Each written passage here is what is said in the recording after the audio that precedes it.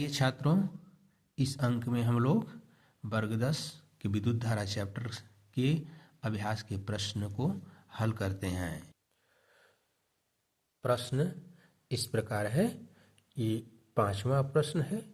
प्रश्न पूछता है कि किसी विद्युत परिपथ में दो बिंदुओं के बीच विभवांतर मापने के लिए वोल्टमीटर को किस प्रकार संयोजित किया जाता है।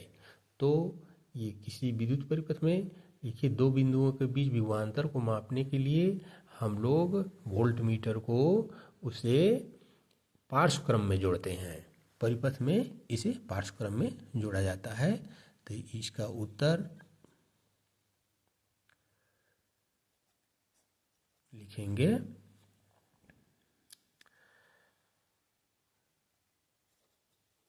वोल्टमीटर को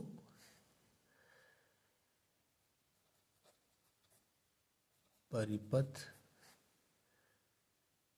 में दो बिंदुओं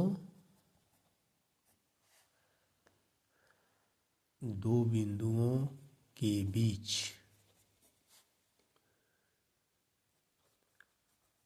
विभवांतर मापने के लिए उसे हमेशा पार्श्व क्रम में जोड़ा जाता है। जैसे मान लीजिए परिपथ में ये सेल हो गया और मान लीजिए ये कोई प्रतिरोध हो गया जिसके बीच का विभवांतर मापना है। इधर मल्टीमीटर लगा दिए,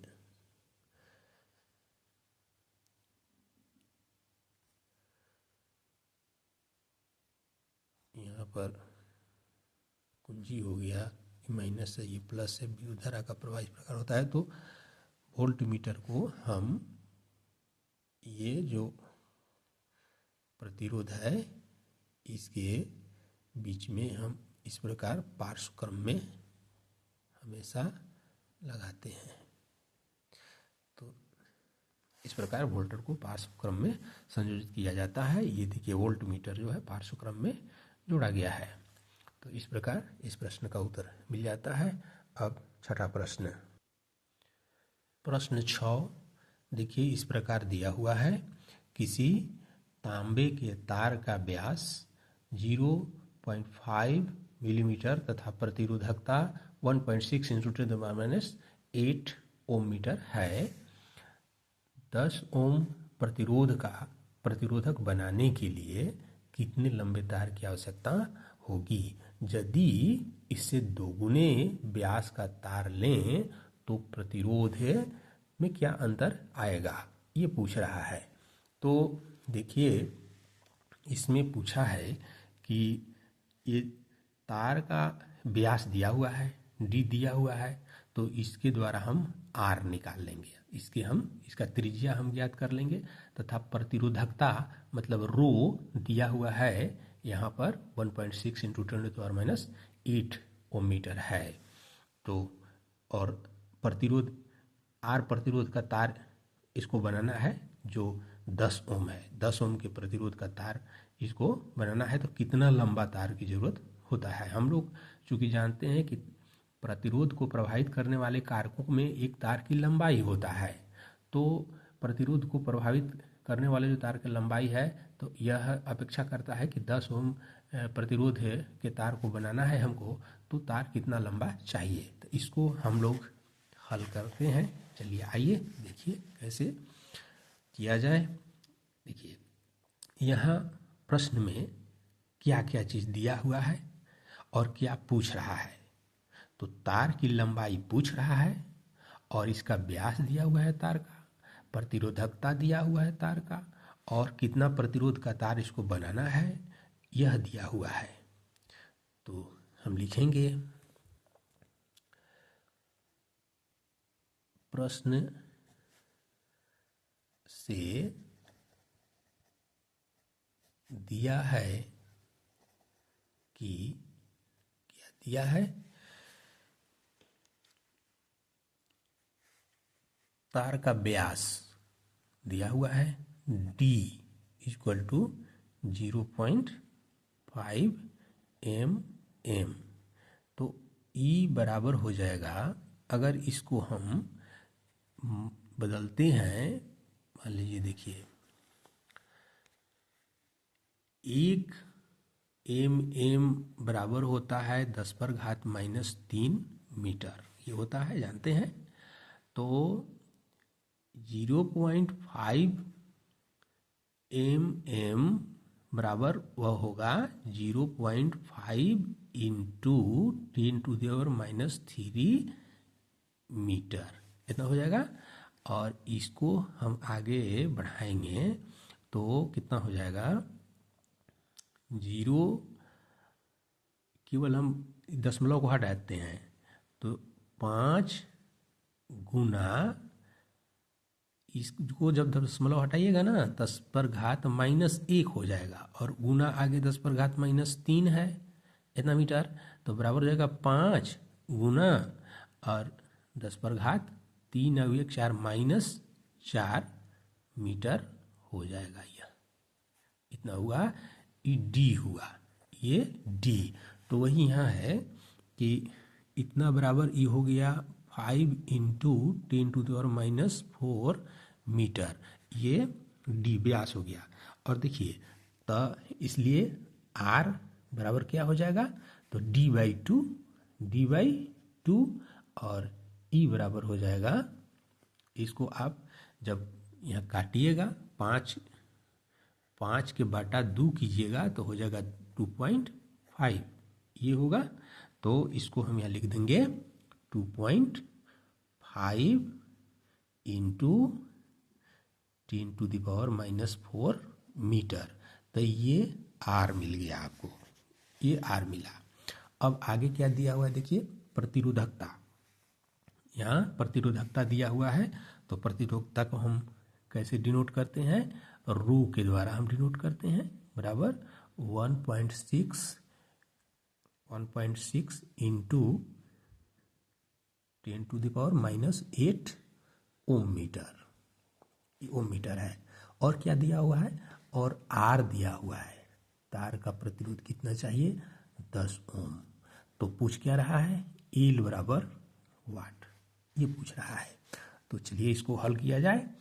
क्या करेंगे, आपको याद है कि तार को प्रभावित करने वाले जो कारक थे उसके अनुसार आर को कैसे निकालने के लिए उसमें एक सूत्र मिला था हम लोगों को, क्या था, तो वो था आर बराबर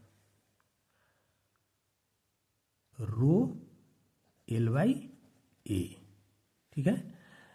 तो क्या हो जाएगा, हमको एल निकालना है, यहाँ एल बराबर वाट है, तो हम इसको तिर्यक गुना कर सकते हैं ऐसे। देखिए रो और एल ये तो अंश है, या इसको और सीधा कर देते हैं, R equal to rho L बटा ए, या फिर हो जाएगा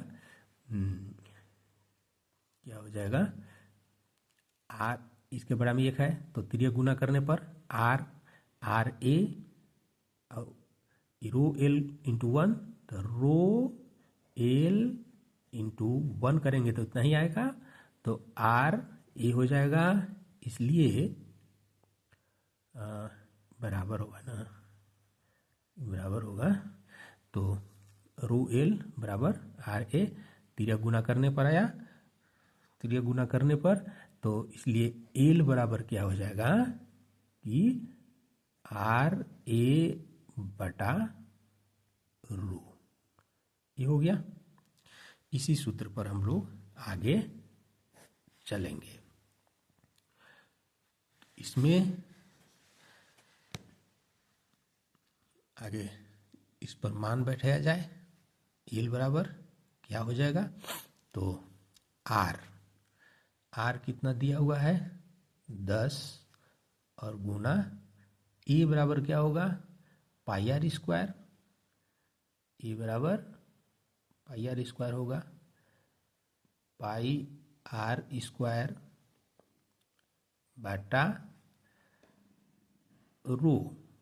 तो रो का मान लिखा जा सकता है या अभी रो भी लिख सकते हैं। तो ये फिर इसका मान आगे की ओर हम लिखेंगे 10 गुना पाई का मान देखिए हमको लिखना होगा, ये है 22/7 होता है। और रो का भी फिर आगे देखिए रो का मान लिखते हैं, यहाँ पर रो का मान भी लिख दिया जाए नीचे। तो रो का मान कितना हो जाता है, यहाँ पर दिया हुआ है 1.6 इंटू 10⁻⁸, ये रो का मान दिया हुआ है। अब आगे बच गया है, यहाँ पाई का मान हो ही गया आर, तो ये रेडियस आर, इसका मान हम लोग प्राप्त किए हैं कितना है, तो 2.5 और गुना 10⁻⁴, तो ये आर स्क्वायर है, तो इसको हम स्क्वायर कर देंगे। ठीक है, अब आगे बढ़िए, आगे हम बढ़ते हैं तो क्या मिलता है, देखिए ये हो गया 10 गुना 22 गुना, अब ये है एक तरह से 2.5 गुना 2.5 कीजिएगा ना तो 25 हाँ 625 होता है। तो 625 ये हुआ, लेकिन 2 अंक के बाद दशमलव हो जाएगा तो 6.25 हो जाएगा। अब इतना गुना, ये देखिए 10⁻⁴ है, इसको 2 से गुना कर दिया जाता है, तो ये हो जाएगा 10⁻⁻8, ये हो गया। अब देखिए नीचे क्या है, 16 सतह 112 होता है, ये 16 के पढ़ते हैं यदि तो 112 होता है, लेकिन एक अंक के बाद यहाँ दशमलव है तो यहाँ हम दशमलव दे देंगे और गुना फिर कर देंगे 10⁻⁻8। अब देखिए ये 10⁻⁻8 और ये 10⁻⁻8 को आप कैंसिल कर सकते हैं, हो गया। अब क्या बचा, अब यहाँ पर जो बचा उसको हल करेंगे। यहाँ देखिए 10 और 6.25, अगर इसको आप गुना करेंगे 10 और 6.25 को तो क्या आएगा, हमें मिलेगा देखिए 22 गुना, अब 62.5 ये हो जाएगा, अब बटा 11.2 हो जाएगा। यदि ऐसा होता है तो आगे की ओर फिर हम लोग एक अंक यहाँ दशमलव को हटाएंगे तो एक अंक यहाँ भी दशमलव हट जाएगा। तो इस प्रकार यहाँ पर लिखाएगा क्या कि 22 और गुना 625 हो जाएगा ये, और डिवाइडेड बाई फिर 112 हो जाएगा ये। फिर इसको आगे गुना कर दीजिए, गुना अगर करते हैं तो क्या मिलेगा, देखिए क्या मिलता है, 22 से हम गुना करेंगे तो 22 बचे 110 का 0 हो जाएगा, और हासिल 10 हुआ तो 22 110 का 0 हासिल 11, और 22 दूना 44, अब 11 कितना हो जाएगा, 44 × 1 55 के 5 ना, तो 55 के 5 हो गया, हासिल 5 हो गया। फिर 22 छक्का कितना हो जाएगा, 32 से 132 और 5 137, तो 13,750 हो गया, और बटा 112 हो गया। इसको भाग दीजिएगा, जब भाग दीजिएगा ना 13,750 में 112 से भाग दीजिएगा तो ये आ जाएगा आपका 122.76, कुछ और आगे आएगा तो इतना मीटर हो जाएगा। ये एल मतलब तार की लंबाई इतना मीटर चाहिए, तार की लंबाई इतना मीटर चाहिए। अब देता है कि यदि इससे दुगुना व्यास का तार लें, इससे दुगुना व्यास का तार हम लें तो प्रतिरोध में क्या अंतर आएगा। तो लिखेंगे कि यदि दो गुना व्यास का तार लेते हैं तो त्रिज्या दुगुना हो जाएगा, 2 गुना होगा, 2 गुना होगा त्रिज्या, होगा ना। तो तब क्या होगा, तब होगा कि R 2 गुना हो जाएगा। और हम लोग प्रतिरोध के सूत्र से जानते हैं कि R, चूंकि R बराबर रो L बाई ए, मतलब कि पाई आर स्क्वायर होता है, जानते हैं। तो अगर देखिए यहाँ पर ये तीनों कारक रो एल और ये दोनों कांस्टेंट है, पाई भी बदल नहीं रहा है, केवल आर बदल रहा है। तब आर जो बड़ा आर प्रतिरोध है और छोटा आर मतलब त्रिज्या है तार का, तो इसके बीच क्या संबंध हुआ। तो इसके बीच में देखिए संबंध हो गया कि ये समानुपाती हो गया 1/r² के, ठीक है। तो इसको अगर आप आगे ऐसे शॉर्ट में बस जानना चाहते हैं तो फिर r हो जाएगा डायरेक्टली प्रोपोर्शनल, ये हो जाएगा 1/2 गुना जब हुआ है तार का त्रिज्या तो 2 का स्क्वायर हो जाएगा, मतलब कि r समानुपाती 1/4, मतलब जो प्रतिरोध है वह 1/4 हो जाएगा ना। तो इस प्रकार हम लिख देंगे कि अतः तार का प्रतिरोध